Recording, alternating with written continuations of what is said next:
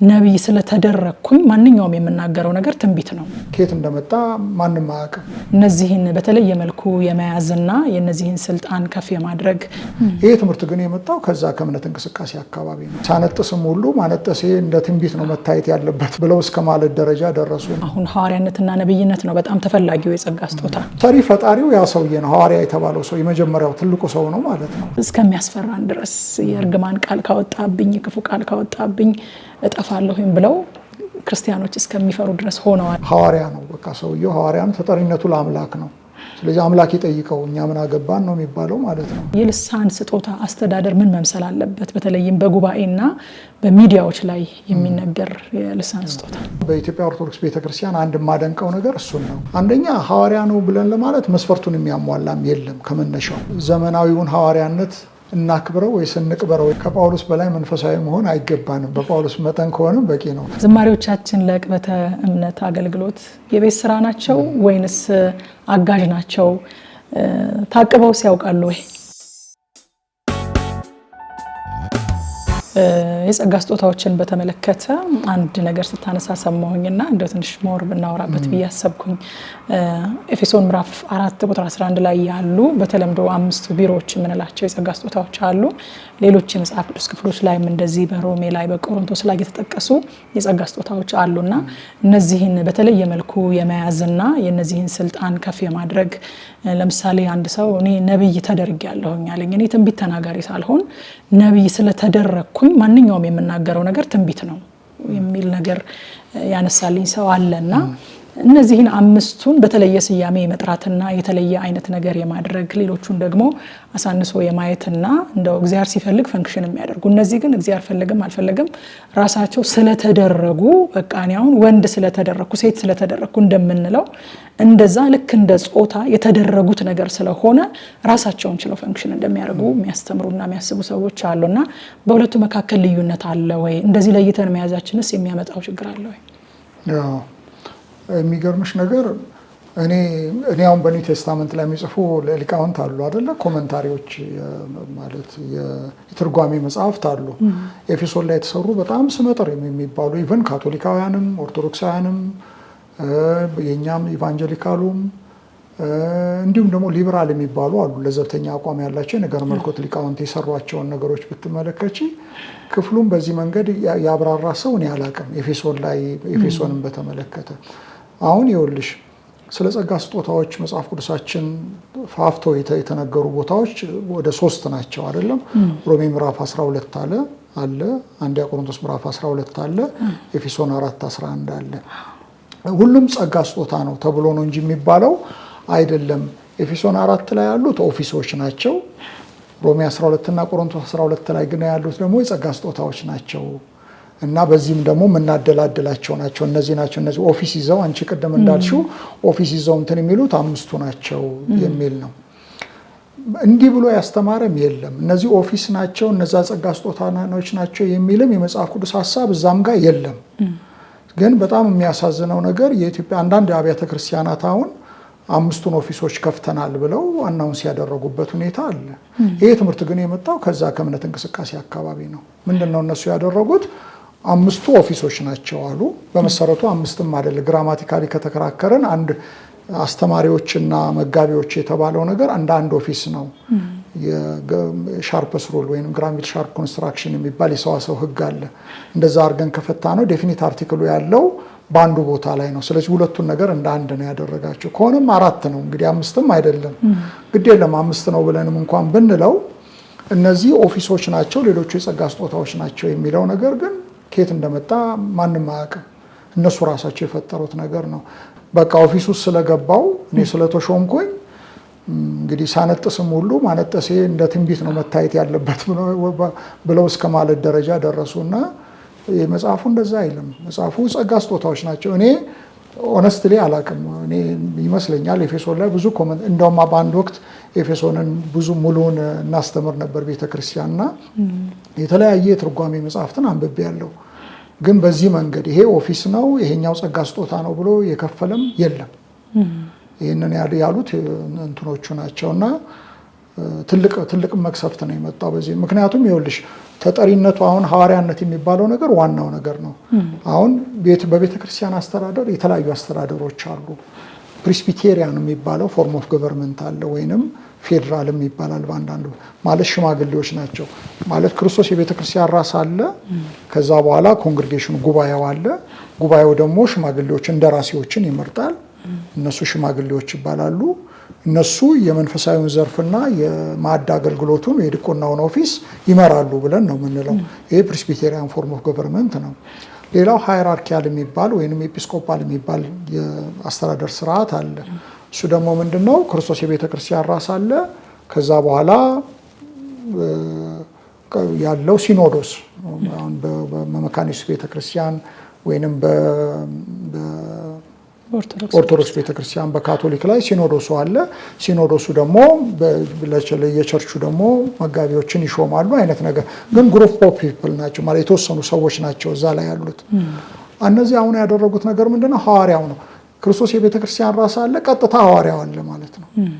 እሱ ሁሉን ነገር ይቆጣል። ሽማግሌዎቹ ምኖቹ ምንድነው የሚሰሩት? ለሱ ተጠሪነታቸው ለሱ ነው። እሱ ነው እንግዲህ ጥሩ ሲሰሩ ጥሩ ነው ይላቸዋል፣ መጥፎ ሲሰሩ የሚያስመርጣቸውም እሱ ነው። ስለዚህ የገንዘቡንም ነገር የሚቆጣጠረው መንፈሳዊውን ነገር የሚቆጣጠረው እሱ ነው። ይሄ በጣም አደጋ ነው። ቼክ ኤንድ ባላንስ የለም ማለት ነው በዚህ ሁኔታ ላይ። አሁን የትኛውም ማስተዳደር ኢቨን እንኳን አሁን ሃይራርኪያል ፎርም ኦፍ ገቨርንመንት የምንለውም እንኳን ቢሆን ቼክ ኤንድ ባላንስ አለ፣ ቢያንስ ግሩፕ ኦፍ ፒፕል ስለሆኑ እዛ ውስጥ ማለት ነው። ይሄ ግን ማንም ነገር የለ። አሁን እነዚህ ቤተክርስቲያናት ብትመለከቺ ሰሪ ፈጣሪው ያ ሰውዬ ነው። ሐዋርያ የተባለው ሰው የመጀመሪያው ትልቁ ሰው ነው ማለት ነው። እና ይሄ ትልቅ ጥፋት ነው ያመጣው፣ በጣም ትልቅ ጥፋት ነው። እንደውም እንግዲህ እንደምንሰማው ከሆነ በእነዚህ ሰዎች አካውንት እና በቤተ ክርስቲያኑ አካውንት መካከል ልዩነት ሁሉ እስከሌለ የለም ነው የሚባለው። ምክንያቱም እነሱ ናቸው በቃ ማንም ሰው ተነስቶ እንዲያደርግ ሊላቸው አይችልም። ምንም ቼክ ኤንድ ባላንስ የለም። ምግባራዊ ጉዳይ በተመለከተ አስተምሮታዊ ጉዳይ በተመለከተ የሚቆጣጠራቸው ሰው የለም። ተጠሪነቴ ለአምላክ ነው፣ ከፈለክ ኑር፣ አልፈልግም የምትል ከሆነ ለቀሜት ትችላለህ ነው የሚባለው። ስለዚህ ትልቅ መቅሰፍት ነው የመጣው። እና ደግሞ ኢቨን አሁን የትኛውም አሁን አስተዳደር በምድራዊ አስተዳደሮች ቼክ ኤንድ ባላንስ አላቸው አይደል? ሰዎች ነን፣ ማናችንም ብንሆን ሰዎች ነን። ልንሳሳት፣ ገንዘብ ሊያታልለን ይችላል፣ በተለያዩ ኃጢአቶች ልንወድቅ እንችላለን። ስለዚህ ቼክ ኤንድ ባላንስ መኖር አለበት። ግን የለም። በእነዚህ አሁን አብያተ ክርስቲያናት ላይ ሐዋርያ ነው በቃ ሰውየው ሐዋርያ ነው፣ ተጠሪነቱ ለአምላክ ነው። ስለዚህ አምላክ ይጠይቀው፣ እኛ ምን አገባን ነው የሚባለው ማለት ነው። ስለዚህ እንዲህ አይነት ዲስቲንክሽን የለም ነበረ። ሁሉም የጸጋ ስጦታዎች ናቸው ተብሎ ነው የሚታወቁት። ጳውሎስ በኤፌሶን 4 ላይ ናሙና ነው የጠቀሰልን። ሮሜ 12 እና ቆሮንቶስ 12 ላይ ግን ዝርዝር ነገር አቅርቦልናል ብለን ነው የምንለው። በተረፈ እንጂ ይሄኛው ኦፊስ ነው ይሄኛው ስጦታ ነው የሚል ነገር እንዲህ ኦፊስ ነው የሚልም ነገርም የለም። እነሱ ናቸው ይሄንን ነገር ያሉት። ይሄም ነገር የመጣው እነዚህ ሰዎች ከጻፉት ጽሑፍ በኋላ ነው፣ ከመጽሐፍ ቅዱስ አይደለም። ከእምነት እንቅስቃሴ የመጣብን ትምህርት ነው። የጸጋ ስጦታዎችም ላይ ብዙ እንደምትሰራና እንደምትመክት አውቃለሁኝ። የተለያዩ ጽሑፎችህንም በተለያየ አጋጣሚ አይቻለሁኝና እንደው በተለይም ደግሞ አሁን ሐዋርያነትና ነብይነት ነው በጣም ተፈላጊው የጸጋ ስጦታ እና ሰዎች መርጠውትና ወደውት ወይንም ደግሞ ምናልባትም ያዋጣል ብለው ሊሆን ይችላል እሱን ነው ፒክ ማድረግ የሚፈልጉትና የሁለቱን በተለይም ደግሞ ትንሽ ብናነሳ ደስ ይለኛል። አሁን ነብይነት በብዙዎቹ ነቢያት ዘንድ የሚታመነው እንደዛ ነው። እግዚአብሔር በል አለኝም አላለኝም እኔ ስናገር ካፌ ቃል ጋር ይሰራል፣ ያፌን ቃል ያጸናዋል ብለው የተለያዩ የመጽሐፍ ቅዱስ ክፍሎችን እንዳልከው ጥቅሶችን ከዛና ከዛ በማምጣት የሚጠቅሱበት ሁኔታ አለ። ስለዚህ ነቢያቱ የሚናገሩት ነገር እስከሚያስፈራን ድረስ የእርግማን ቃል ካወጣብኝ ክፉ ቃል ካወጣብኝ እጠፋለሁኝ ብለው ክርስቲያኖች እስከሚፈሩ ድረስ ሆነዋልና እንዴት ነው የነቢያት አገልግሎት? ምን አይነት አግባብ ነው ያለው መጽሐፍ ቅዱሳዊነት? አሁን ዞሮ ዞሮ አይሽ ኔሚት ክሌሚት ከሚለውም ጋር ይያያዛል። እኔ አዎንታዊ ነገር ከተናገርኩኝ አዎንታዊ ነገር ይሆናል፣ አሉታዊ ነገር ከተናገርኩ አሉታዊ ነገር ይሆናል። እምነት የሚባለው ነገር እንደ ፓወር ነው። እምነትን ደግሞ የሚሸከመው መሳሪያ ወይንም ሰረገላ ደግሞ ቃል ነው። በቃል ነው እንግዲህ የምናሰራጨው ማለት ነው። ይሄ ሮንግ ነው። ከመጀመሪያውም ይሄ አይነት አስተሳሰብ ሮንግ ነው። የኛ ንግግር የሰው ንግግር ምንም የሚፈይደው ነገር የለም።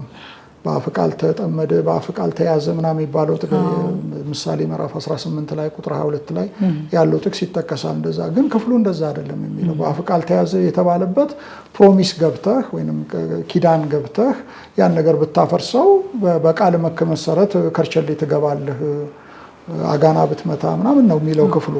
እንደዛ አይደለም የሚለው። ማለት ቃሌን መጠበቅ አለብኝ ለማለት የተሰጠ ነው እንጂ አዎንታዊ ንግግር አዎንታዊ ውጤት ያመጣል፣ አሉታዊ ንግግር አሉታዊ ውጤት ያመጣል በሚለው ሂሳብ አይደለም የተነገረው። ሰዎች አሉታዊ ነገር ስለተናገሩ አዎንታዊ ነገር ሆኖባቸዋል የሚልም ትምህርት የለም። አምላክ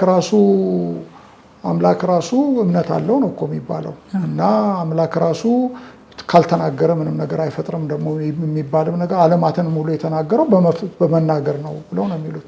ነው አምላክ ምንም ነገር መናገርም አያስፈልግ። ንግግር እኮ የሚባለው ቨርባል የሆነው ነገር እንግዲህ ማተርም ማለት አየርም ምናምን ብዙ ነገር የሚፈልግ እንደዛ አይደለም። እግዚአብሔር የስፔስና የታይምን ስፔሾ ቴምፖራል የሚባለውን ይሄን ዩኒቨርስ የፈጠረ አምላክ እሱን ዲፋይን ለማድረግ በቃላት ምናምን መግለጽም የለብንም። እግዚአብሔር ከዛ በላይ ነው፣ ከቃላትም በላይ ነው። እግዚአብሔር መናገርም ሲፈጥር መፍጠር ይችላል። እሱ አምላክ ነው። እሱ የፈለገው ነገር ይሆንለት አምላክ ስለሆነ ነው የሚሆንለት። እና ቃል በራሱ ሚራኩለስ ስለሆኑ አይደለም የሚሆነው፣ አምላክ ስለሆነ ነው። እግዚአብሔር ብርሃን ይሁን ሲል ብርሃን የሚሆነው ቃሉን እግዚአብሔር እምነት ኖሮት ምናምን የሚባል ነገር አይደለም። ፌዝ ኢን ፌዝ ነው። እንደውም ኬኔት ገን የሚሉት አይደል፣ በእምነት ላይ እምነት ይኑር ነው የሚባለው። እግዚአብሔር ራሱ በእምነቱ ላይ እምነት አለው ነው የሚባለው። ይሄ ትክክል። እንደውም ስድብም ነው፣ እግዚአብሔርን መሳደብም ነው በእውነት ለመናገር ከሆነ። ሚራኩለስ ጊፍትስ የምንላቸው ነገሮች አሉ ብዬ አምናለሁ። ምንድነው ሚራኩለስ ጊፍትስ የሚባሉት? ልሳን መናገር፣ ትንቢት እና የፈውስ ስጦታ ስቲል አለ፣ ኦፕሬት ያደርጋል ብዬ አስባለሁ። እነዚህ ይህንን ነገር የምናምን ሰዎች ኮንቲኒዋሊስት ነው የሚባለው፣ ማለት ቀጥሏል ያጸጋ ስጦታ ዛሬም አለ ብለን የምናምን ሰዎች። አይቆመዋል የሚባሉት ሰዎች ሰሰሽኒስቶች ይባላሉ። ሲዝድ አድርጓል ብለው ስለሚባል ሰሰሽኒስት ብለው ይሏቸዋል። እኔ ሰሰሽኒስት አይደለሁም። እነዚያ ጸጋ ስጦታዎች አሉ ብዬ አምናለሁ። ግን ሐዋርያነት ግን ሚራኩለስ ጊፍትስ አይደለም፣ ሚራኩለስ ጊፍትስም አይደለም። ስለዚህ ሐዋርያነት ደግሞ ሐዋርያትን ሐዋርያት ያደረጋቸው ነገር የማስተማር ችሎታቸውም አይደለም፣ ቤተክርስቲያን መትከላቸውም አይደለም፣ ሌላም አይነት ስጦታም አይደለም፣ ስብከት መስበካቸው በየሀገሩ መዞራቸውም አይደለም። ሐዋርያን ሐዋርያ ያደረገው ነገር መሰረት መጣሉ ነው ብዬ ነው የምለው። መጽሐፍ ቅዱሳችን ይህን ግልጽ አድርጎ ተናግሯል። አንደኛ ሐዋርያን ሐዋርያ የሚያደርገው ነገር ክራይቴሪያ፣ ለምሳሌ ሽምግልናን ምን አይነት ሽማግሌዎች መምረጥ እንዳለብን ፓስቶራል ኢፒስትልስ በምንላቸው ላይ ተነግሮናል አይደል? መልእክታተ ምጋቤ የምንላቸው ጢሞቴዎስ፣ ቲቶ ላይ ምናምን ነገር ተነግሮናል። ሽማግሌ ይሄን መስፈርት የሚያሟላ ሽማግሌ ተደርጎ መሾም እንደሚችል፣ ዲያቆን ይሄን ነገር የሚያሟላ ከሆነ ደግሞ ዲያቆን ሆኖ እንደሚሾም ይናገራል። ልክ እንደዛው የሐዋርያነት አገልግሎት ሊስት አውት ተደርጓል። ማቲያስን ሲመርጡ እንደምታውቂው ይሁዳ ቦታውን ሉዝ ካደረገ በኋላ ማቲያስን ሲመርጡ፣ ጳውሎስ ደግሞ በተለያየ ቦታ እኔ ሐዋርያ ነኝ ብሎ የሞገተውን ስትመለከቺ ክራይቴሪያ እኔ ክርስቶስን አላየሁትም፣ ምን አይቼዋለሁ፣ ከጌታ ነው ቀጥታ የተቀበልኩት፣ ሐዋርያቱ አይደለም እኔን ያስተማሩኝ እያለ ነው የሚለው። ስለዚህ ማቲያስንም ሲመርጡ ክርስቶስ ኢየሱስን በሱ አንድ ፒክድ የተደረገ በሱ በቀጥታ የተመረጠ ትንሣኤ ሙታን ከሙታን መነሳቱን ያየ ምናምን ብለው ነው የመረጡት። አንደኛ ሐዋርያ ነው ብለን ለማለት መስፈርቱን የሚያሟላም የለም ከመነሻው አንድ በይ። ሁለተኛ ነገር ደግሞ አገልግሎቱ አልቋል ብለን፣ ምክንያቱም ቀኖና ተዘግቷል ብለን ቅዱሳት መጽሐፍትን ዛሬ መጽሐፍ አይቻልም አይደል? ኦልሬዲ ሐዋርያቱ ጽፈውልን ጨርሰውልናል ብለን ካለን እነሱ ናቸው ቀኖናዊ መጽሐፍት። ሁላችንም ከቀኖናው በታች ነን እንጂ ከቀኖናው በላይ አይደለንም። ገብቶሻል? ጳውሎስ ማለት በቀኖናው የምንተዳደር ነን ማለት ነው። ስለዚህ እኔ ሐዋርያነት ስጦታ አለ ብዬ እኔ አላምንም። እንደውም እንደምታውቂው እነ ካልቪን እነ ሉተር እነዚህም ሌሎቹ የታድሶ አባቶች ሲነሱ ካቶሊክ ቤተክርስቲያን አንዱ የተቃወሙት ነገር አፖስቶሊክ ሰክሴሽን የሚባለው ነገር ነው። አሁን ጳጳሱ በጴጥሮስ መንበር ላይ ነው የተቀመጡት ተብሎ ይታሰባል። ሐዋርያ ናቸው ተብሎ ነው የሚታሰበው። እንደውም ቅዱሳት መጽሐፍትንም እንኳን የሚወስኑት እሳቸው ናቸው። ኮንቴክስቱን አይተሽ አይደለም የምታብራሪው፣ ስነ ፍታቴን ምናምን ተከትለሽ አይደለም የምታብራሪው። እሳቸው ይሄ ነገር እንዲተርጎም ካሉ በእሳቸው ባሉት መሰረት ነው የሚተረጎሙ ማለት ነው። ለምንድነው ያንን የተቃወሙት? የነ ካልቪን የተቃወሙት እነ ሉተር የተቃወሙት ያንን ነው። አፖስቶሊክ ሰክሰሽን ልክ አይደለም ብለው ነው። ስለዚህ ሐዋርያት አሉ ብለን የምንል ከሆነ አደጋ ነው ማለት ነው። ኢቭን የአንዳንድ የመጽሐፍ ቅዱስ ትምህርትንም ሁሉ ሊወስኑብን ነው ማለት ነው። እና ቀኖናዊ መጽሐፍትም ሊሰጡን ቀኖና አለቀ ብለን ከእንደገና ሐዋርያት አሉ የሚለው ነገር ኮንትራዲክሽን ነው።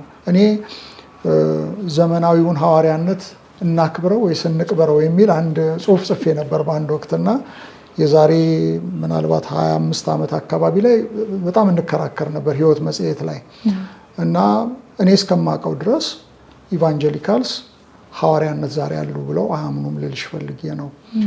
ግን ሚራኩለስ ጊፍትስ ካልሽኝ ግን እንደውም እኔ አሁን ሰሰሽኒስቶች የሆኑ ትምህርት እኔ የተማርኩት ካልቪን የሚባል ትምህርት ቤት ነው። ግራንድ ራፒድስ ሚሽገን የሚገኝ ትምህርት ቤት ነው። ከ170 ዓመት በላይ ያለው ትምህርት ቤት ነው። በጣም የቆየ ትምህርት ቤት ነው እና ምናልባት ከ20 ዓመት ምናምን በፊት ሰሴሽኒስት አቋማችን ልክ አልነበረም ብሎ መግለጫ ወጥቷል።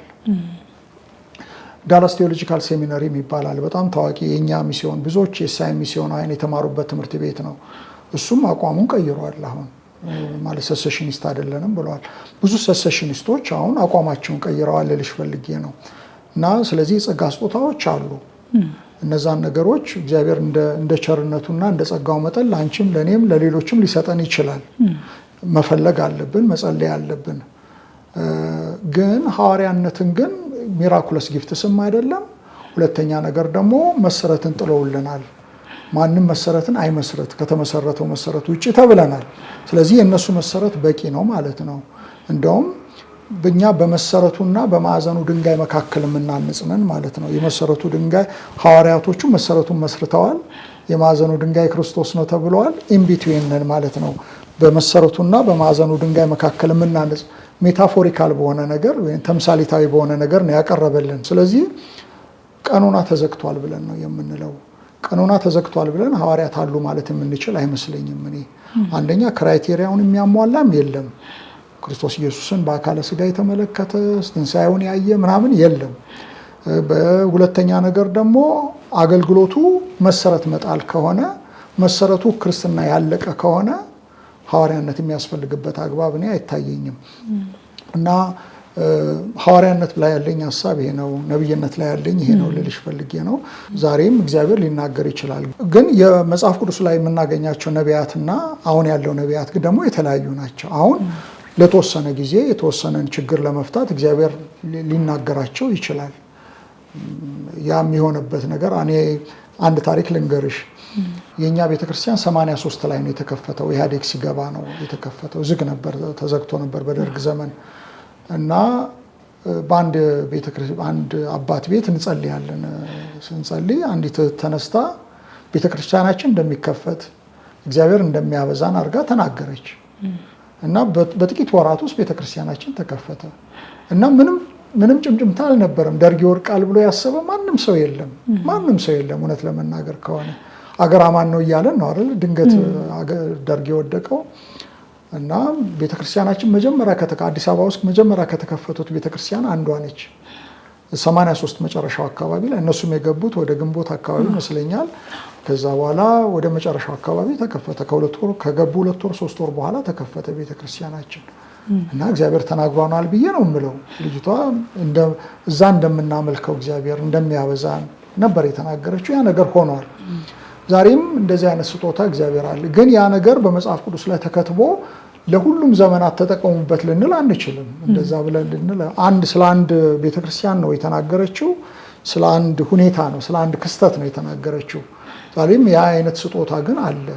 ጳውሎስም ምንድነው የሚለው? በእናንተ መካከል ልሳን ከምትናገሩ ትንቢት ብትናገሩ ይሻላል፣ ጉባኤው ይታነጽበታል የሚለው ይሄንን ነው። ምክንያቱም አይተን ልክ ነው እግዚአብሔርን እናመሰግናለን ማለት ነው። ከሰዎች እውቀት በላይ የሆነን ነገር እግዚአብሔር ሊያደርግ ይችላል። ያ ስጦታ አለ። አዎ ያለ ይመስለኛል። እኔ እንደዛ ነው የምረዳው። ግን ሐዋርያነት ግን እኔ አስፈላጊነቱም አይታየኝም። እንደውም ሰዎች የተጠቀሙበት ለሌላ ዓላማ ነው። እንደዚያ አሁን ሐዋርያንን የሚሉ ሰዎች በአብዛኛው እዚህ ኢትዮጵያ ውስጥ አሁን የምናየው ነገር በጣም ምናልባት አምባገነን ናቸው። ያልተገደበ ስልጣን አላቸው። ያልተገደበ ጥሩ ቃል ነው የሰጠሽኝ ታንኪዩ። ያልተገደበ ስልጣን ነው ያላቸው እና ሰው መጠየቅ አለብን። ለምንድን ነው አንዳንድ ጊዜ ጥቅስ የሚነገረን ለዓላማ ነው፣ የሰዎቹን ሞቲቭ አናውቅም እና ያንን መመርመር አለብን ብዬ ነው የምለው። እና ያልተገደበ አንቺ እንዳልሽው ያልተገደበ ስልጣን እንዲይዙ ነው ያደረጋቸው። መጽሐፍ ቅዱስን ተገና አድርገው ማለት መጽሐፍ ቅዱሱ እንደሱ አይልም። ጸጋ ስጦታዎች ናቸው፣ ሁሉም ጸጋ ስጦታዎች ናቸው። ከዚሁ ከጸጋ ስጦታዎች ሳንወጣ እንደው አሁን ቀጥለዋል ባልካቸው የጸጋ ስጦታዎች ዙሪያ አንዱን ብናነሳ አንዱ የልሳን መናገር ስጦታ ነውና ልሳን መናገር ስጦታን የኢትዮጵያ ቤተክርስቲያን እንደው ሙሉ በሙሉ በሚባል ደረጃ የምትቀበለውና ፕራክቲስ የምታደርገው ስጦታ ነው። ግን የዚህ ስጦታ አስተዳደር ደግሞ ሁሉ ጊዜ ያጨቃጭቃል። ግን ደግሞ ጠንካራ ሙግት ቀርቦ እንዲህ ማድረግ አለብን ወይንም የለብንም የሚልም ውሳኔ ሲሰጥበት አይታይም።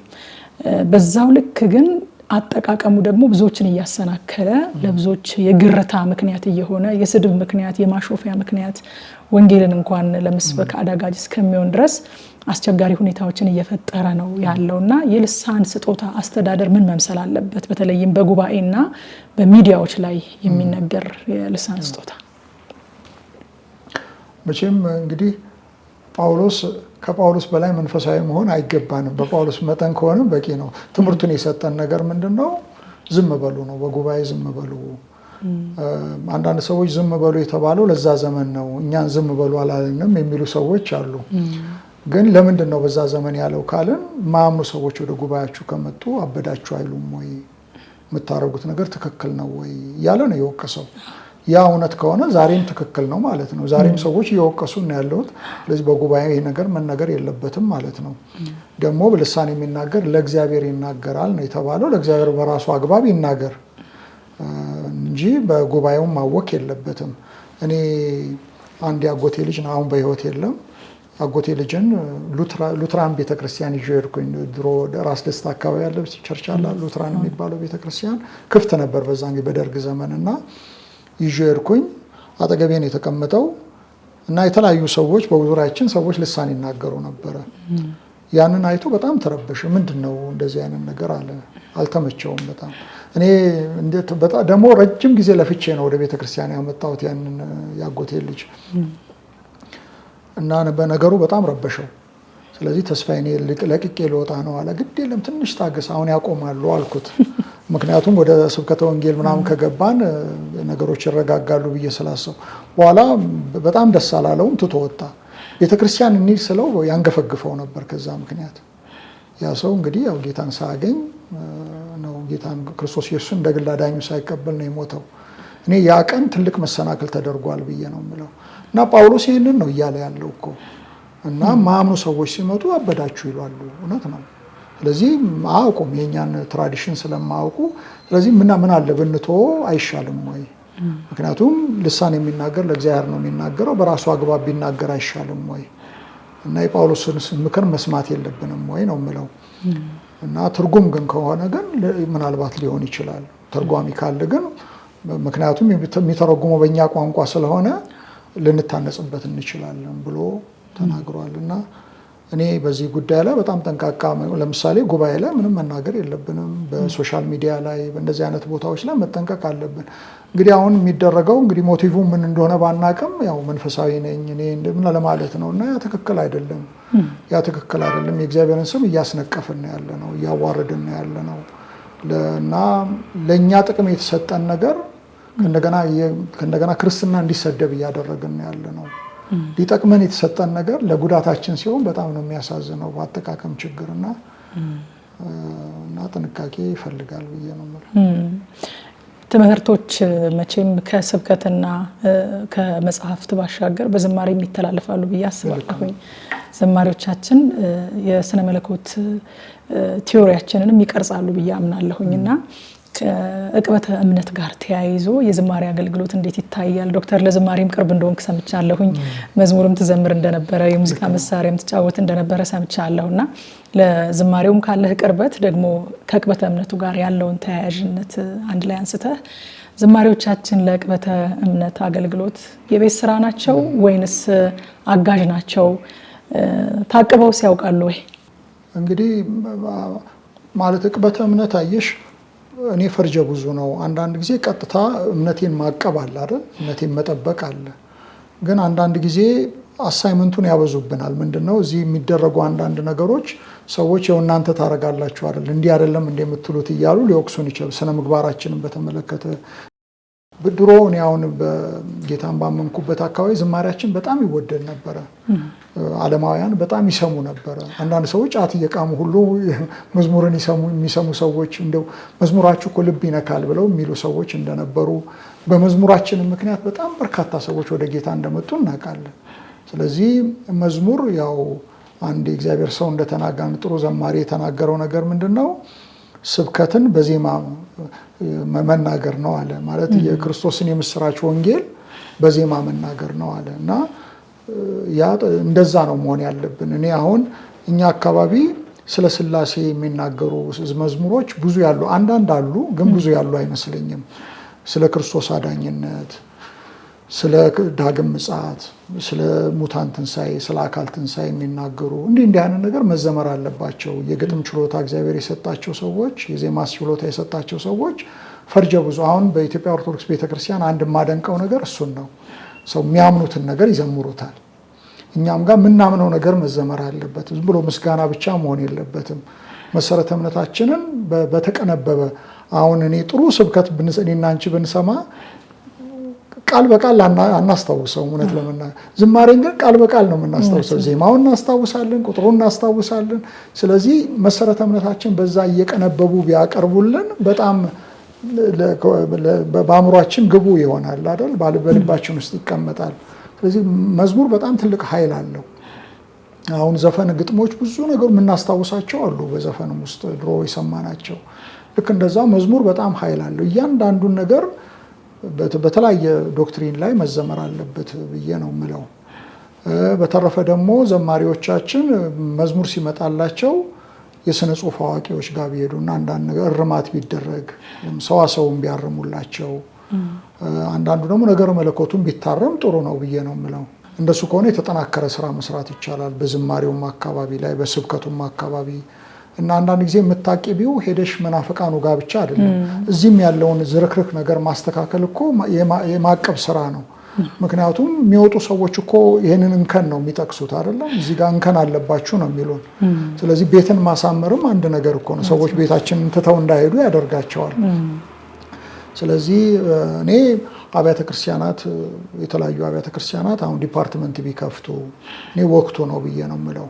ስለዚህ ብናረግ የቴዎሎጂካል ዲፓርትመንት ቢከፈት፣ ቴዎሎጂካል ካውንስል ቢከፈት፣ ነገረ መለኮታችንን በእለት በእለት ደግሞ ሪዲፋይን ብናደርገው። አሁን አንቀጽ ሃይማኖት አለ አይደል? የቃለ ሕይወት ቤተክርስቲያን አንቀጽ ሃይማኖት፣ የሙሉ ወንጌል፣ የመሰረተ ክርስቶስ ምናምን ይባል አለ።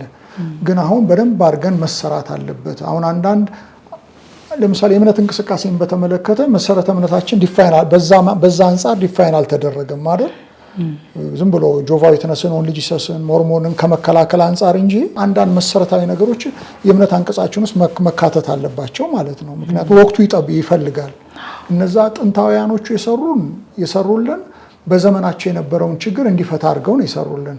እኛም ደግሞ በዘመናችን ያለውን ችግር እንዲፈታልን አድርገን ደግሞ መስራት አለብን ማለት ነው አንቀጽ ሃይማኖታችንን። ስለዚህ ይሄን ነገር ለማድረግ ግን ዲፓርትመንት በጣም ጥሩ ነው የተጠናከረ። አሁን ብዙ የነገረ መለኮት የተማሩ ሰዎች አሉ በአካባቢያችን አይደል? እነዚህን ሰዎች አስተባብረን ዲፓርትመንት መክፈቱ በጣም ጥሩ ነው ብዬ እላለሁ። ዝማሬውንም ስብከቱንም ወጣ ያለ ስብከት የሰበከን ሰው መገሰጽ አለብን፣ ልክ አልነበረም ማለት አለብን ማለት ነው። ጥሩ ሲሰብኩ ደግሞ ማበረታታት አለብን ማለት ነው እና ዲፓርትመንት መኖሩ የበለጠ አገልግሎቱን ይባርከው ማለት ያሳድገዋል ብዬ ነው የማስበው። በአብያተ ክርስቲያናት እንደዚህ መደረጉ ትልቅ ለውጥ ያመጣል የሚለው እንዳለ ሆኖ አሁን ግን ለጊዜው እያገለገሉ ያሉት ግለሰቦች ናቸው። ነጥረው ወጥተው እየሰማናቸው ያሉና ብዙ ፍሬም እያየንባቸው ነው ያለ ነው። ሁላችንም የዛም ተጠቃሚዎች እየሆንን ነው። በዚህ አገልግሎት ላይ ስላሉት ወገኖች ሁሉ እኔም እግዚአብሔርን አመሰግናለሁኝ። እነዚህ ወገኖችስ በአንድ ላይ የመሰባሰብና እንደው እንደ ማህበር ነገር አድርገው ለመተራረምም ለመተጋገዝም ለመጠናከርም የማሰብ ነገር የለም? እኛ አንድ ኢትዮጵያ ውስጥ አንድ 90 ዓመተ ምህረት ላይ የተቋቋመ ድርጅት ነበረን። ተስፋ አቃቢያነ ክርስትና ማህበር የሚባል ድርጅት ነበረ። በዛ ላይ ለማሰባሰብ ብዙ ጥረት ተደርጎ ነበረ እና በተለያየ ምክንያት አልተሳካልንም፣ ጥረታችን እውን አልሆነም። እኔ አሁንም ቢሆን አንዳንድ እንቅስቃሴዎች ተጀምረዋል። በቅበተ እምነት ውስጥ የሚያገለግሉ ሰዎችን ወደ አንድ ማዕቀፍ አንጥቶ፣ ምክንያቱም አካውንታቢሊቲ ያስፈልጋል። ሁሉም በግሉ የሚሰራ ከሆነ ተጠያቂነት አይኖርም እና እኔ ሳጠፋ ሀይ የሚለኝ አካል ያስፈልጋል እና መደጋገፍም አለብን፣ መተናነጽም አለብን። ደግሞ ሁላችንም ኤሪያ ኦፍ ኢንተረስታችን አንድ አይነት ላይሆን ይችላል። አንዳንድ ሰው በኦኒጂሰስ ላይ የሚሰሩ አሉ፣ አንዳንዶቹ በጆቫ ዊትነስ ላይ የሚሰሩ አሉ፣ አንዳንዶቹ በሞርሞን ላይ የሚሰሩ አሉ፣ አንዳንዶቹ በእስልምና ላይ የሚሰሩ አሉ፣ አንዳንዶቹ በፍልስፍና ላይ ከፍልስፍና አንጻር የሚመጡትን ትችቶች የሚከላከሉ አሉ እና ስለዚህ ሁላችንም በአንድ ነገር ላይ ኤክስፐርት አይደለንም። ስለዚህ መደጋገፍ፣ እኛም እንኳን እናውቃለን በምንለው ነገር ላይ ድጋፍ የምንፈልገው ነገር አለ። አሁን እኔ የተማርኩት ቅበተ እምነት ቢሆንም ቢብሊካል ስተዲስ ላይ አሁን በቅዱሳት መጽሐፍት ጥናት ላይ ከኔ የተሻሉ ልጆችን አማክራለሁ፣ አብረውኝ የተማሩ ሰዎችን። ልክ አሁን የአይን ሐኪም የሆነ ሰው የልብ ሐኪም አሁን የልቤን ቢያመኝ የልብ ሐኪም ነው ይሄንን ነው ይላል አይደል? ሪፈር ያደርግ። ሁሉም ሐኪም የተወሰነ እውቀት አለው የለውም ማለት ባይሆንም እንኳን ግን ስፔሻላይዝ አላረገበትም፣ ስፔሻሊቲው በዛ ስላልሆነ። እኔ አሁን በአንዳንድ ቶፒኮች ላይ የኔ ኤሪያ ኦፍ ኢንተረስቴ አይደለም፣ ከኔ የተሻለ ያውቃል ብዬ የምላቸው ሰዎች አሉ። ልክ እንደዚያው ቢብሊካል ስተዲስ ላይ የሰሩ ሰዎች አሉ። አንዳንዶቹ ሂስቶሪካል ቲዎሎጂ ላይ ሰሩ አሉ፣ ፍልስፍናው ላይ ሰሩ አሉ፣ የተለያዩ ነገሮች ላይ አሉ። ስለዚህም በአንድ ማዕቀፍ መምጣታችን ጥሩ ነው የሚሆነው ማለት ነው። የሌላውን ኤክስፐርት ስጠቀማለሁ ማለት ነው። ከኔ የተሻለ ሰርቷል፣ ከሌን ላማክረው ወይ ምን መጽሐፍ ማንበብ አለብኝ የሚለውን ነገር የበለጠ ሊነግረኝ ይችላል እና በማዕቀፍ መደራጀታችን በጣም ትልቅ ነገር ነው። ተጠያቂነትም እንዲኖር ያደርጋል። ግን አሁን የሶሻል ሚዲያው ትንሽ ነገሮችን እያዝረከረከ ነው። እንደምታውቂው ሰዎች በወጉ ሳያጠኑ ሳይሰሩ ዝም ብለው ሶሻል ሚዲያ ላይ በመውጣት እነሱ ሲነቀፉ በአጠቃላይ ሃይማኖቱ ነው የሚነቀፈው። እንደምታውቂው ኢቫንጀሊካል በአጠቃላይ ነው የሚነቀፈው። አንድ ኦርቶዶክሳዊ ያጠፋውን ጥፋት የግለሰቡ ጥፋት ነው አይባልም። ኦርቶዶክስ ሁሉ እንዳጠፋ ነው የሚታሰበው እና የካታጎሪ ሚስቴክ እኛም ጋር አለ እና ይሄ ነገር እንዳይሆን ግን ወደ ማዕቀፍ መምጣቱ አትሊስት ጥሩ ነው። በግላቸው ማገልገላቸው ጥሩ ነው።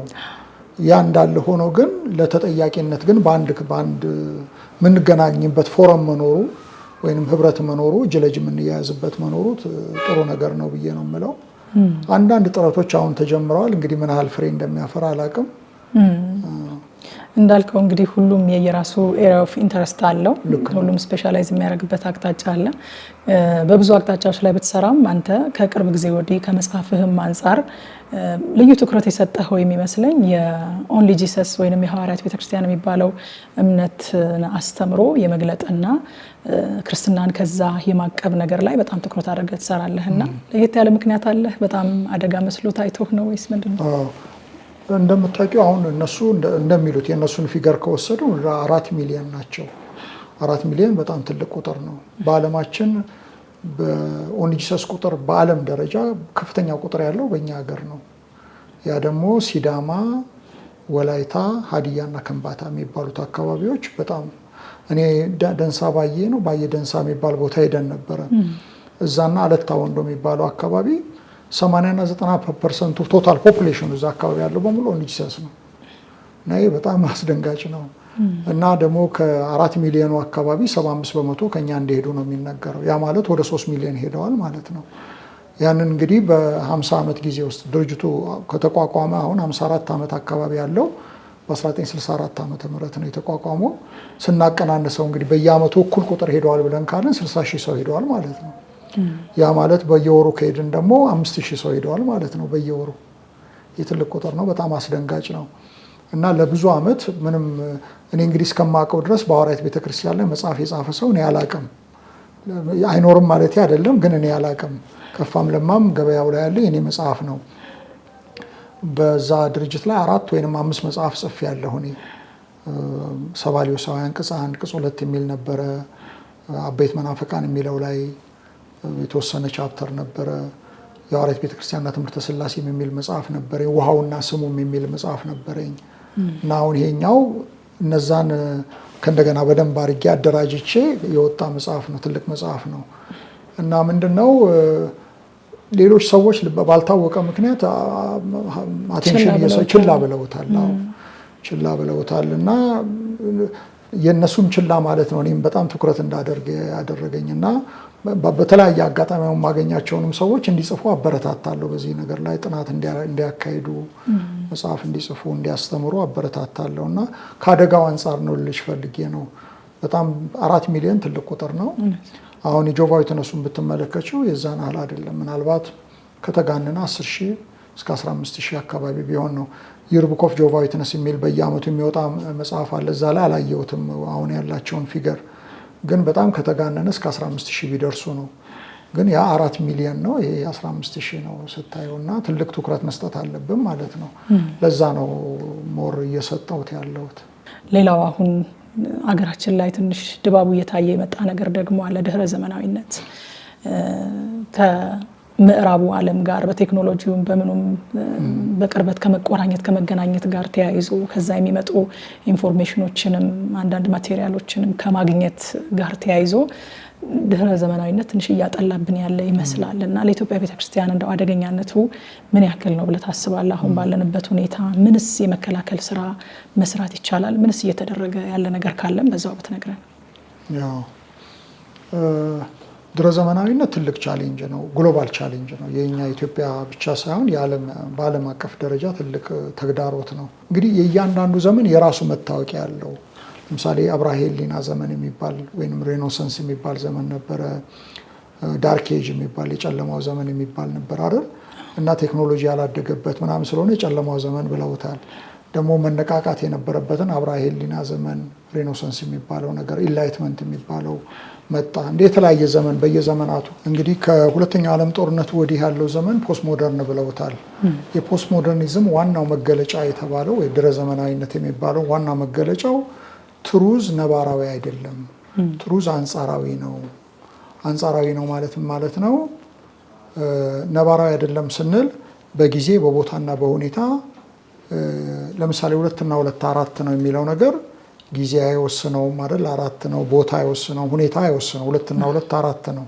ይሄ ነባራዊ ትሩዝ ነው። ግን ሌሎች ትሩዞች የሃይማኖት ቢሆን የስነ ምግባር ቢሆን ምናምን ሁሉ ነገር የሚሰላው ፕራግማቲዝም ውጤትን ታይቶ ነው። አዋጭ ከሆነና የሚጠቅመኝ ከሆነ የሚያስደስተኝ ከሆነ ኢትስ ኦኬ አይነት ነገር ሆነ ማለት ነው። ስለዚህ ስነ ምግባር፣ ሃይማኖት ምናምን የሚባሉ ነገሮች ነባራዊ ትሩዝ አይደሉም። እንደ ሂሳብ ስሌት ወይንም በማቴማቲክስ ወይንም እንደ ፊዚክስ ወይም እንደ ኬሚስትሪ ነባራውያን አይደሉም ማለት ኦብጀክቲቭ አይደሉም፣ አንጻራውያን ናቸው። በእኛ አንጻር ነው የሚወሰኑት የሚል ነው። ያ እንደዛ ከሆነ እንግዲህ ስነ ምግባር እንደ ፍላጎታችን ነው ማለት ነው። አንቺ ለምሳሌ ውርጃ ትክክል ነው ብትይ እኔ ደግሞ ትክክል አይደለም፣ ሁለቱም ልክ ነው ማለት ነው። ለአንቺ ነባራዊ አይደለም ማለት ነው። ነባራዊ የሚባል እውነት የለም። አንቺ አንዱን መንገድ ትከተያለሽ፣ እኔ ደግሞ ሌላውን መንገድ እከተላለሁ ማለት ነው። ያ በጣም ትልቅ አደጋ ነው ብለን ነው የምንለው እኛ። ክርስትናም ሆነ የተለያዩ ሃይማኖቶች እውነት ነባራዊ ነው ብለን ነው የምናስበው። ምግባራዊ እውነቶች፣ የሃይማኖት እውነቶች ልክ እንደ ሂሳብ ስሌት ናቸው ብለን ነው የምንለው። ጊዜ ቦታና ሁኔታ አይቀይራቸውም ብለን ነው የምንለው። ለዚህ ነው አሁን በቤተ ክርስቲያን አካባቢ ምን ችግር አለው ሁሉ ነገር የሚሰራው ችግርና ችግር አይደለም የሚለው ነገር የሚወሰነው ከትሩዝ አንጻር ሳይሆን ከገቢር ከውጤቱ አንጻር ነው። ይሄ ዩቲሊቴሪያኒዝም ይባላል በፍልስፍናው አካባቢ። በፖለቲካል ሳይንስ አካባቢ ፕራግማቲዝም ይሉታል፣ ገቢራዊነት ብለውታል በአማርኛ። እና እሱ ነው ያ በጣም አደጋ ነው። ለምንድን ነው አደጋ የሚሆነው? ምግባራዊ እውነቶች በጊዜና በቦታ የሚወሰኑ አይደሉም። ምግባራዊ እውነታ አንቺ ምንም አልሽ እውነት ሁሉ እውነት ነው፣ ስህተት ሁሉ ስህተት ነው። ስለዚህ ያ በጣም ትልቅ አደጋ ነው። ሰልፍ ዲፊቲንግም ነው በመሰረቱ። አሁን እውነት አንጻራዊ ነው የሚለኝ ሰው ነባራዊ እውነት የለም ብሎ የሚል ሰው እንግዲህ ባጭሩ ምን እያለ ነው? ይሄ ንግግርህ እውነት ነው ወይ ነው። እንግዲህ እውነት ከሌለና ሁሉ ነገር አንጻራዊ ከሆነ አንተ የምትናገረውም ነገር አንጻራዊ ነው ማለት ነው። ለምን እቀበለዋለሁ? ግልጽ ነው። ስለዚህ አንጻራውያን ምን እያሉ ነው? እውነት የለም ይሉናል። እውነት ከሌለ እነሱስ የሚናገሩት ነገር እንዴት እውነት ሊሆን ይችላል ነው የምልሽ። ሰልፍ ዲፊቲንግ ነው። አንድን ሰው እኮ የምትቀበዩ እውነት ስለተናገረ ነው። እውነት ከሌለማ የሱስ ንግግር በምን አግባብ ነው የምትቀበዩ? ሰልፍ ዲፊቲንግ ክሌም ነው የሚባለው ለዚህ ነው። ስለዚህ ለምሳሌ ምግባራዊ አዋጆች አሉ። አንድ ለምሳሌ ትክክል ነው ትክክል አይደለም ብለን የምንለው ቋሚ መስፈርት ሲኖር ነው። ቋሚ መስፈርት ከሌለ በምን አግባብ ነው አንቺ የምትሰሪው ትክክል ነው እኔ የምሰራው መጥፎ ነው የሚባለው? ሚዛን ሲኖር ነው አይደለም። አንድ ነገር ረጅም ነው አጭር ነው ወፍራም ነው ቀጭን ነው ምናምን የምትይው እኮ አንጻር የሆነ ሪፈረንስ ፍሬም ሲኖርሽ ነው የምታነጻጽሪበት። ማነጻጸሪያ ሲኖር ነው። ማነጻጸሪያ በሌለበት ሁኔታ ምን እንትን ነው። ስለዚህ አንድ ሰው ትክክል ነው የሚለው ነገር በምን አግባብ ትክክል? አንድ አለም ብሉም የሚባሉ ዩኒቨርሲቲ ኦፍ ሺካጎ የሚያስተምሩ ሰው ነበሩ። አንድ መጽሐፍ አላቸው ዘ ክሎዚንግ ኦፍ አሜሪካን ማይንድ የሚባል መጽሐፍ አላቸው። እዛ መጽሐፋቸው ላይ ያሉት ነገር ምንድነው? አንድ ሰው ፍልስፍና መምህር ናቸው። ለተማሪዎቻቸው ፔፐር እንዲጽፉ የቤት ስራ ይሰጣሉ። እና አንዱ ተማሪ ምን አለ? እኔ ግብረገብ አንጻራዊ ነው በሚለው ሁኔታ ሞግታለሁ አለ። መብት ነው አሉት። እና እንግዲህ ሁሉ ነገር አንጻራዊ ነው። አንዱ ኮካኮላ ቢወድ ልክ ሌላው ፋንታቶኒክ እንደሚወደው ነው። ምግባራዊ እውነታዎች ነባራዊ አይደሉም። እንደ ካልቸሩ፣ እንደ ግለሰቡ፣ እንደ ማህበረሰቡ፣ እንደ ሀገሩ ምናምን የሚወሰን ነገር ነው ብሎ ይጽፋል። እና በሰማያዊ ሽፋን ሸፍኖ ይሰጣቸዋል። መጨረሻ ላይ እሳቸው አንብበው ሲጨርሱ እኔ እኮ ሰማያዊ ሽፋን አልወድም፣ ስለዚህ ኤፍ አግኝተሃል ብለው ይሰጡታል። በኋላ ሰውየው ምን ይላል? እንዴ አንድ ጽሁፍ በያዘው ቁም ነገር እንጂ መመዘን ያለበት በከቨሩ እንዴት ይመዘናል? ይህ ትክክል አይደለም ብሎ ይላቸዋል። እንዴ ሁሉ ነገር አንጻራዊ ነው አላልከኝም ወይ? አንተ ራስህ ነባራዊ የሚባሉ መስፈርቶች የሉም አላልክም ወይ? በጊዜ በሁኔታና በቦታ የማይወሰኑ ማለት ነው። ነባር ቋሚ የሆኑ መስፈርቶች የሉም ብለህ እኮ ነው የሞገትከው። እኔ ደግሞ ሰማያዊ ሽፋን ስለማልወድ ሰጥቻለሁ አሉት። እና ምንድነው ሰልፍ ዲፊቲንግ ነው የምንለው ይሄንን ነው። እና እኛ ምግባራዊ ሆኖ መዋሸት በምንም ሁኔታዎች ስህተት ነው ብለን ነው የምናምነው። ክርስትና ይሄንን ነው የሚያስተምረው። መስረቅ በምንም ሁኔታ ውስጥ ስርቆች ትክክል አይደለም። በቃ ከሌ ወደደው ከሌ ጠቀመው ሊጠቅመው ይችላል። የሰረቀውን ሰው እኮ ይጠቅማል፣ የተሰረቀውን ሰው ይጎዳል። ሁሉ ነገር አንጻራዊ ከሆነ ምንም መስፈርት የለንም ማለት ነው። እንደ ከብት ነው ማለት ነው እንትን የምንለው። እና ሰዎች ግን ይሄ አይደለንም እኛ ነባባያን ወንቁሃን ነን። ምን ማለት ነው? እግዚአብሔር አእምሮ የሰጠን ፍጥሮች ነን።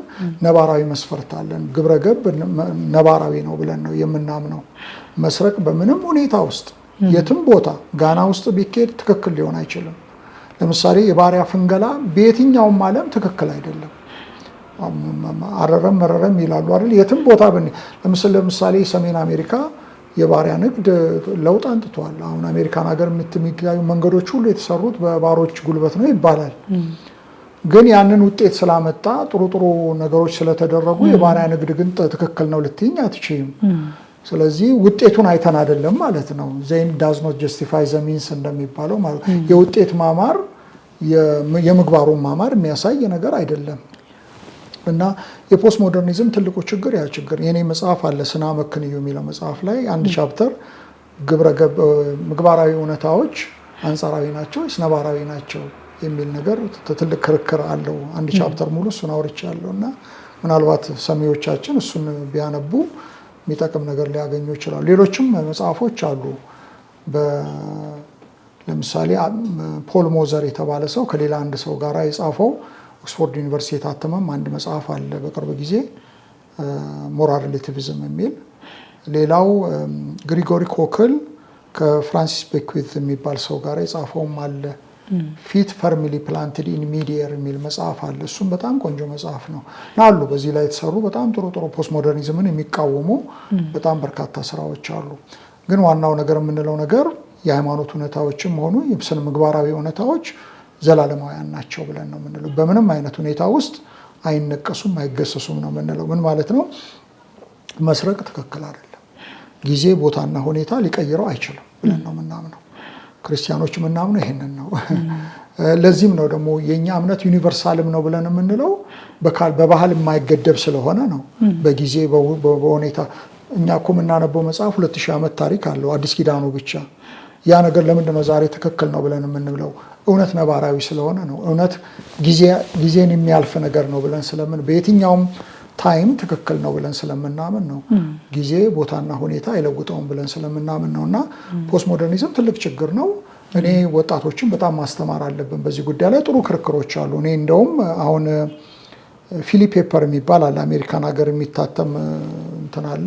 ሰዎች ጉግል ማድረግ ይችላሉ። ፊሊ ፔፐር ብለው እንትን ቢሉ ፖስት ሞደርኒዝም አሁን የእውቀት ቀንድ ናቸው የሚባሉ ፈላስፎችን ተቀባይነት ማለት ምግባራዊ እውነታዎች አንጻራዊ ናቸው የሚባለው ነገር ተቀባይነት የለውም። ምናልባት አሁን አንዳንድ ሰዎች እንደ ጥሩ ፍልስፍና አድርገው ሊወስዱት ይችላሉ፣ ግን ፕሮፌሽናል በሚባሉ ፈላስፎች ዘንድ ተቀባይነት ያለው አመለካከት አይደለም። ይህንን ወጣቱ በጣም ማወቅ አለበት ብዬ ነው የምለው። ፊሊ ፔፐር ሄደው እዛ ላይ እንትኖች አሜሪካን ሀገር የሚገኙ ፈላስፎች ያላቸውን አቋም ነው የሚናገረው እና ሁሉም የሚያምነው እንግዲህ በፍልስፍና አካባቢ ትሩዝ ምንድን ነው የሚለው ነገር የተለያዩ ንድፈ ሀሳቦች አሉ። ኮረስፖንዳንስ ቲዮሪ ኦፍ ትሩዝ የሚባል አለ፣ ኮረንስ ቲዮሪ ኦፍ ትሩዝ የሚባል አለ፣ ፕራግማቲክ ቲዮሪ ኦፍ ትሩዝ የሚባል። ፕራግማቲክ የሚባለው ውጤት ተኮር የሆነው ማለት ነው። እሱ በጣም ባንክራፕት ያደረገ አሁን የከሰረ አይነት አመለካከት ነው። ኮረንስ በተወሰነ መጠን ትክክል አይደለም ብለን ነው የምንለው እኛ። ኮረስፖንዳንስ ቲዮሪ ኦፍ ትሩዝን ነው የምናምነው። ማለት አንድ እውነት መሆኑ ከነባራዊ ዓለም ጋር ተገናዝቦት እውነት ሲሆን፣ ለምሳሌ እኔና አንቺ ወንድምና እህት ነን ቢባል እንግዲህ ይሄ ፕሮፖዚሽን ትክክል የሚሆነው አንቺ ከኔ እናት ስትወለጂ ወይንም ከኔ አባት ስትወለጂ ነው፣ ወይንም ከኔ እናትና አባት ስትወለጂ ነው። አለበለዛ ተስፋዬና ትዕግስት ወንድምና እህት ናቸው የሚለው ትክክል ልክ አይደለም ማለት ነው። ስለዚህ ይሄን ነገር ትክክልና ትክክል ነው አይደለም የሚለው ነገር የሚገናዘበው ኢሪያሊቲ ማለት በነባራዊ በሆነው ወይም ንቡራዊ በሆነው ዓለም እኔና አንቺ ከአንድ አባት ስንወለድ ወይም ከአንድ እናት ስንወለድ ነው ማለት ነው። ግልጽ ነው። ስለዚህ ኮረስፖንድ ሲያደርግ ነው። አንድ አዋጅ ለምሳሌ ይሄ ቤት የተቀባው ነጭ ቀለም ነው ብዬ ብል በገሃዱ ዓለም ጋር ኮረስፖንድ አድርጎ ነው ማለት ነው። ትክክል ነው አይደለም። ስለዚህ ትሩዝ ምንድን ነው ከተባለ ኮረስፖንድ እንደ ሪያሊቲ ኮረስፖንድ የሚያደርግ ነገር ነው ብለን ነው።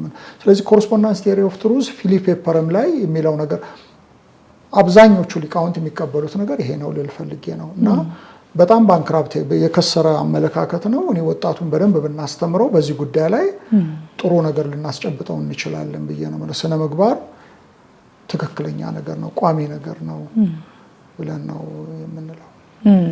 በክርስትና እምነት ላይ ምን አይነት የተቃጣ አደጋ እንደሆነ ከምዕራባውያኑ አይተን መረዳት እንችላለን እና እዛ ያለውን ክርስትና ምን እያደረገው እንደሆነ አይተን መረዳት እንችላለን። አሁን እንግዲህ ወደ ቤተክርስቲያን ወደ ኢትዮጵያ ቤተክርስቲያን ይሄ ነገር ቀስ እያለ እያጠላ የሚገኝበት ሁኔታ፣ ቀስ እያለ ሰርጎ እየገባ የሚገኝበት ሁኔታና ከውጤት አንጻር ወጣቶች እየተቀበሉት ያለበት ሁኔታ አለ።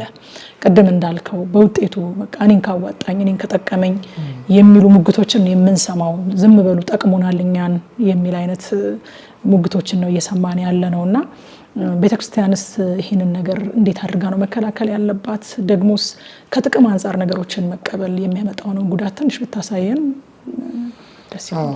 እኔ በዛ በስነ አመክንዮ በተባለው መጽሐፌ ላይ የብልጽግና ፓርቲን በተወሰነ መጠን ነቅፍ ያለው በዚህ ነገር ላይ ያወጣው ማኒፌስቶቸው ላይ እኛ ፕራግማቲክ ቲዮሪ ኦፍ ትሩዝን ነው የምንከተለው ብለው ጽፈዋል። እዛ ላይ ፕራግማቲክ ማለት ውጤት ተኮር ነን ብለዋል።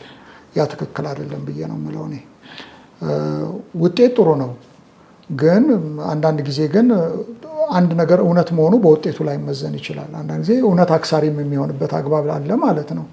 የቱን ፍጩ ዱቄቱን አንጪው የሚባለው ነገር የማይሰራበት አግባብ አለ ማለት ነው። ስለዚህ እኔ ያ በጣም ትክክል አይደለም የሚል እንደውም በአንድ ወቅት ተነሳስቼ ነበረ። ፕራግማቲዝም ልክ አይደለም የሚል ሙሉ መጽሐፍ ልጽፍ ሁሉ አስቤ ነበረ እና እኔ ፖለቲካ ውስጥ ያሉ ሰዎች ይህን ነገር ቢያውቁት እመርጣለሁ። ፕራግማቲዝም በምንም መልኩ ልክ ነው ብዬ አላምንም። የኢትዮጵያ ቤተክርስቲያንም ይህን ነገር በጣም ማስተማር አለባት ብዬ ቅድም እንዳልኩሽ ነው ልቅ እንድንሆን ያደረገን። ምክንያቱም አንድ ምግባር በራሱ እውነትና ስህተት ካልሆነ ምንም ችግር የለውም ማለት ነው። የመሰለኝን ላደርግ ነው ማለት ነው። አንቺ ውርጃ ትክክል ነው ብለሽ የምትይ ከሆነ ጎ አሄድ፣ እኔ ደግሞ ማላደርግ ከሆነ በቃ አላደርገውም ማለት ነው። ስለዚህ አንቺን ጀጅ ማድረግ አልችልም ማለት ነው። እኔ ስንከራከር ኢቨን እኮ ስንከራከር እውነት አለ እያለን ነው። እውነት ከሌለ ለምን እንከራከራለን? ያንቺም እውነት ነው የኔም እውነት ነው። አንቺም ጣፍጦሻል እኔም ጣፍጦኛል። ሁሉ ነገር በጣምና የሚወሰን ከሆነ በትሩዝ ሳይሆን የሚወሰነው ለምን እንከራከራለን? አፍተር ኦል የሆነ ቤንች ማርክ እኮ ሲኖር ነው የምንከራከረው። የቱ ነው ወደ እውነቱ የቀረበው ያንቺ ነው የኔ ነው ብለን ስንል ነው የምንከራከረው። ስለዚህ በጣም ትልቅ ምዕራባውያኑ በጣም እየሰሩበት ነው ያሉት። ህዝቡን ትሩ ፎር ሚ በት ኖት ፎር ምናምን የሚባለው አይነት ነገር ትልቅ ጥፋት እያመጣ ነው ያለው። ቅድም የጠቀስኩልሽ የአለም ብሉም ዘ ክሎዚንግ ኦፍ አሜሪካን ማይንድ የሚለው መጽሐፍ በአሁን አሜሪካን ሀገር እሳቸው ለነገሩ መጽሐፉ ትንሽ ቆይቷል፣ 20 ዓመት 25 ዓመት ቆይቷል እና ትልቅ አደጋ ነው ብለው ጽፈዋል ሰውየው አለም ብሉም። ትሩዝን ሁሉ ጊዜ ድሮ አሁን ስርቆሹን ሁሉ ልንከለከል አንችልም ማለት ነው። እኔን ጠቅሞኛል ብሎ ሊያደርገው ነው። ገብቶሻል? ተማሪው ቢሰርቅ የከሌን ስራ እየሰረቀ ቢያቀርብ ፔፐር ቢያቀርብ ገብቶሻል? ልንከለክለው በምን አግባብ ትከለክዋለች? ትሩዝ የሚባል ነገር የለማ። እና በምን ሙስና ትክክል አይደለም ብለን እኮ የምንለው እውነት ሲኖር ነው። እውነት ከሌለማ ምኑን ሙስና ትክክል አይደለም? ሀገር የሚያጠፋ ነገር ነው። ውሸት ትክክል ከሆነ በጣም አስቸጋሪ ነው። አሁን ለምሳሌ መግደል ትክክል ነው በሚባል ሀገር ማን መኖር ይፈልጋል? አንዱ እብሪተኛ ማንንም የሚገልበት ሀገር ተጠያቂነት የሌለ ከሌለ ገብቶሻል? የገደሉ ሰዎች ትክክል አይደሉም፣ ስለ የገደሉ ሰዎች መቀጣት አለባቸው ብለን ስለምንል እኮ ነው በሰላም ውለን የምንገባው። ስለዚህ እኔ የሀገርም ውድቀት ነው ብዬ ነው የምለው እና እኔ ፖለቲካል ሲስተሞች በዚህ ነገር ላይ በጣም መስራት አለባቸው ብዬ ነው የምለው። እኔ በፖለቲካውም አካባቢ ላይ ቤተክርስቲያን ሰዎች ኖ ይሄ ነገር ልክ አይደለም ማለት ያለባቸው ይመስለኛል። እና ፕራግማቲዝም በአውሮፓ ፍልስፍና አካባቢ እኔ አሁን ተቀባይነት ያልቀደም ፊሊፕ ፔፐር ብዬሻለሁ። እሱን ሄደው ሊያዩት ይችላሉ። ዛሬ ዘ ማጆሪቲ የሚባሉት ትልልቅ የቀለም ቀንድ የሚባሉ ፈላስፎች የሚያምኑት ነገር አይደለም፣ ስህተት ነው ብለው የሚሉት ነገር ነው።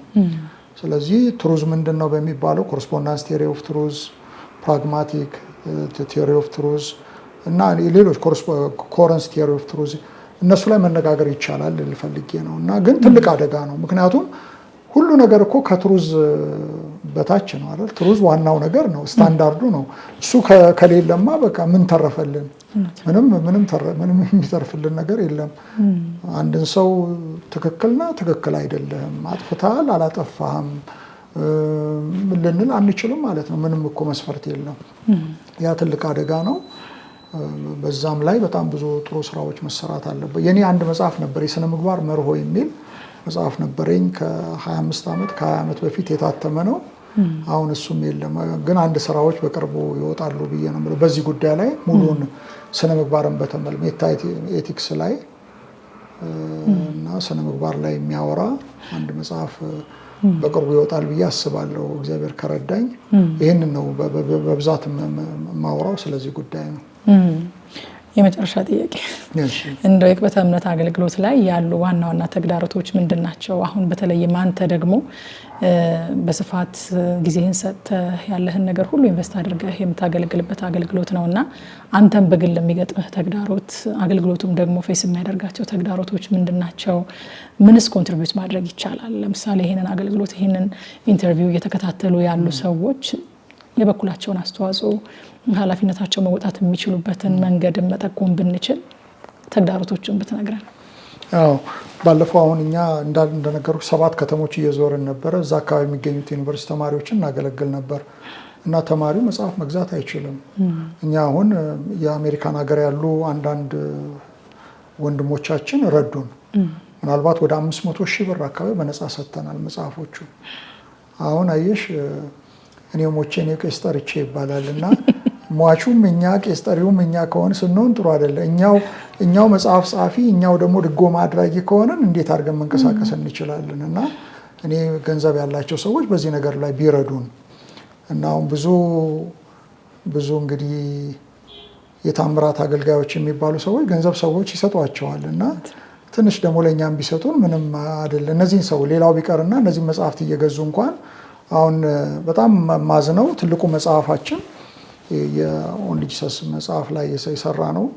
ተማሪዎቹ አቅም አልነበረ 5-6 ሆኖ ተደራጅተው እየመጡ አንድ መጽሐፍ ይገዙ ነበረ ይሄ በጣም ልብ ተች የሚያደርግ ነገር ነበር እና እንዳልኩሽ ነው። ለአንዳንዶቹ ደግሞ በነፃ ነበር ስናድል ከ500 ሺህ ብር በላይ አድለናል። አሜሪካን ሀገር የሚገኝ የኛ ህብረት አለ፣ አትላንታ አካባቢ የሚገኝ ህብረት አለ። ያ ህብረት ድጎማ አድርጎልን በነፃ ሰጥተናል። እና እንግዲህ አንደኛው ነገር በገንዘብ ቢረዱን የተሰሩ ጥሩ ስራዎች አሉ። ወደ ሰው እንዲደርስ ማድረግ ደግሞ ተማሪው የለውም፣ ዩኒቨርሲቲ ተማሪው የለውም እና አንደኛው ገንዘብ ነው የምለው ትልቁ ተግዳሮት። ሁለተኛው ተግዳሮት ምንድነው? አሁን አንዳንድ ሰዎች ይላሉ ተስፋዬ እንዲህ ነው ዝም ብሎ አይደለም መንፈስ ቅዱስን ደረቅ ነው ምናምን ነገር ይላሉ። እኔ እንደውም ምንድነው የምላቸው እንግዲህ ደረቅ ከሆንኩኝ እያረጠባችሁ ለምን አትሰሙኝም ነው የምለው። እና ስለዚህ ደረቅና እርጥብ የሚለው ነገር መመዘን ያለበት በኮንተንቱ ነው፣ በይዘቱ ነው መመዘን ያለበት። እኔ በመጽሐፌ ወይንም በትምህርቴ ነው ጀጅ መደረግ ያለብኝ እንጂ በመወራጨቴ ነገሮችን ቅባት ለመቀባት በማረገው እንደዛ ነገር መወናጨፍ መሆን የለበትም። እና ያ ነገር ሰዎችን ልባቸው እንዲዘጉ ያደርጋል። ያ ትክክል ነገር አይደለም ነው የምለው። በተረፈ አሁን ትልቁ ችግር ሆኖ ያየሁት ነገር የገንዘብ ችግር ነው። ብዙ አሁን እንዳልኩሽ አሁን ይዘን ይሄን ነው ወደ 5 መጽሐፍት ነው በኦንሊ ጂሰስ ላይ፣ በጆቫ ዊትነስ ላይ፣ በሎጂክ ላይ፣ ሆያተ ጥበብ የሚል አንድ የኔ መጽሐፍ አለ በሱ ላይ እና ስላሴ ትምህርተ ስላሴ ለ5 መጽሐፎች ታትመዋል አሁን። እና ግን ለብዙዎች የገንዘብ ችግር አለባቸው እና በተለይ ደግሞ እኔ አሁንም የምለው ገንዘብ ያላቸው ሰዎች ድጎማ ቢያደርጉ፣ ውጭም ሀገር ያሉ አሁን የአሜሪካን የሚገኙ አብያተ ክርስቲያናት አንድ ቸርች እኮ $1000 ቢሰጥ ለብዙ ሰው ለ1000 ሰው መጽሐፉን ልናከፋፍል እንችላለን ማለት ነው። እና ምናልባትም ለ2000 ሰው ምናልባት 1000 ብር ከሆነ ዛሬ ዶላሩ ብዙ ስለሆነ ሲመነዘር እንደዛ ልናደርግ እንችላለን። በዛ ቢተባበሩን ጥሩ ነው። ምክንያቱም የአንድ ሰው ጥረት ብቻ አይደለም መቅበተ እምነት የሁላችንም።